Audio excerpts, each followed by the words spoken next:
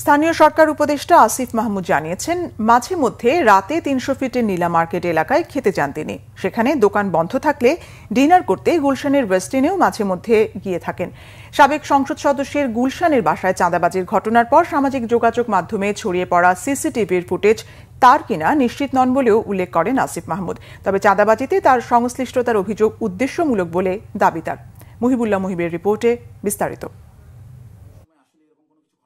সাবেক সংসদ সদস্য শাম্মী আহমেদের গুলশানের বাসায় চাঁদাবাজির ঘটনায় অভিযুক্ত গণতান্ত্রিক ছাত্র সংসদের সাবেক যুগ্ম আহ্বায়ক জানে আলম অপুর স্বীকারোক্তিমূলক বক্তব্যে এই ঘটনায় উপদেষ্টা আসিফ মাহমুদের নাম উঠে আসে। সম্প্রতি গুলশানে বরিশালের এই যে নারী এমপির বাসায় চাঁদাবাজির যে ঘটনার ভিডিও ফুটেজ ভাইরাল হয়েছে, যে সিসিটিভি ফুটেজটা আপনারা দেখছেন, ওখানে টাকার ব্যাগ নিতে কালো টি শার্ট পরা যে ছেলেটা ছিল সেটা ছিলাম আমি। সামনে সেই বাসায় আমরা অভিযান চালাই। আপনারা কি জানেন, সেই অভিযানে যাওয়ার আগে গুলশানেরই কোন একটা জায়গায় আমার সাথে উপদেষ্টা আসিফ মাহমুদের কথা হয়। জানে আলম অপু জানান, ঘটনার দিন ভোর 4টায় মোটরসাইকেলে করে হোটেল ওয়েস্টিনের সামনে যান আসিফ মাহমুদ। সেখানে একটি জটলায় কিছুক্ষণ আলাপ শেষে বাইকে করে দুই ব্যক্তিকে চলে যেতে দেখা গেলেও ফুটেজে স্পষ্ট কারো চেহারা দেখা যায়নি। অনেকে, আমি যখন পোস্ট করছিলাম যে আমি গোটা বিষয়টা ক্লারিফিকেশন একটা ভিডিও দিব, অনেকেই কমেন্ট করছে যে হ্যাঁ ভাই সময় নেন, সমস্যা নাই, ভালো করে স্ক্রিপ্ট লেখেন, তারপর আইসেন। ওই 16 জুলাই পার হয়ে রাত 12টার পরে যখন 17 জুলাই পরে, ওই 17 জুলাই ভোর 4টা 15 থেকে 30 এই 15 মিনিট সময় ওয়েস্টিন ইন্টারন্যাশনাল যে হোটেলটা, এই ওয়েস্টিনের নিচে সাদা সিএফ মোটো বাইকে হেলমেট লাগানো অবস্থায় আমার সাথে কথা বলতেছিলেন একজন উপদেষ্টা। সেই উপদেষ্টা ছিলেন আসিফ মাহমুদ সজীব ভুইয়া। ওই দিন ভোর রাতে আসলেই কি ওয়েস্টিনের সামনে গিয়েছিলেন স্থানীয় সরকার উপদেষ্টা আসিফ মাহমুদ? জানতে চাইলে তিনি বলেন, ভোর রাতে মাঝে মধ্যে বাইক নিয়ে ওয়েস্টিন অথবা ৩০০ ফিট এলাকায় খেতে গেলেও ওই দিন গিয়েছেন কিনা তা মনে নেই তার।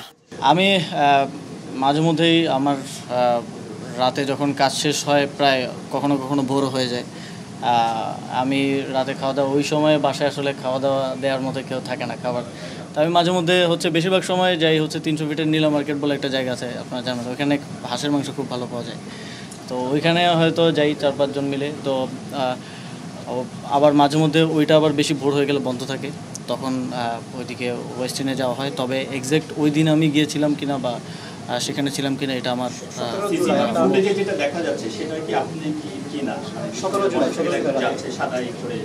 এখন দেখেন সিসিটিভি ফুটেজে হেলমেট পরা যে কাউকে যদি আমাকে বলে দাবি করা হয়, এটা কতটুকু আসলে বিশ্বাসযোগ্য। জানে আলম অপুর সাথে দীর্ঘদিনের পরিচয় থাকার কথা স্বীকার করে জোর করে তার কাছ থেকে এই ধরনের স্বীকারোক্তি নেওয়া হয়েছে বলে এই উপদেষ্টার অভিযোগ। তদন্ত চলছে, যেহেতু ইনভেস্টিগেশন চলছে, এটা নিয়ে মন্তব্য করাটা উচিত না। তারপর যেহেতু আমার নাম স্পেসিফিকলি সেখানে এসেছে এবং এই নামটা আসার পরে আমি একরকম অবাকই হই। জানে আলম অপুকে আমি চিনতাম যখন আমি ছাত্র অধিকার পরিষদে ছিলাম 2022 সালে। একজন সংবাদ সম্মেলন করেছেন তার স্ত্রী পরিচয়ে। আমি খোঁজ নেওয়ার চেষ্টা করছি যে আসলে কী ঘটনা। তবে তিনি সেখানে দাবি করেছেন যে অপুকে গুম করে নিয়ে এই স্টেটমেন্ট আদায় করা হয়েছে জোরপূর্বক। যদি এরকম কিছু হয়ে থাকে, এটা আসলেই অত্যন্ত শঙ্কাজনক। 5ই আগস্টের পরের বাংলাদেশে আমরা যদি আবারও আগের মতো, এটা আসলে ঢাকা বিশ্ববিদ্যালয়ের গেস্ট রুম হতো, আপনারা জানেন, আমাদের এখানে আয়নাঘর ছিল যেগুলো 5ই আগস্টের গণঅভ্যুত্থানের ফলে এখন অকার্যকর। সেই প্র্যাকটিসের দিকে আমরা যাচ্ছি কিনা। অন্তর্বর্তী সরকারে যারা রাজনীতি করতে চান, নির্বাচনের সময় তাদের পদত্যাগ করা উচিত বলেও মত দেন তিনি।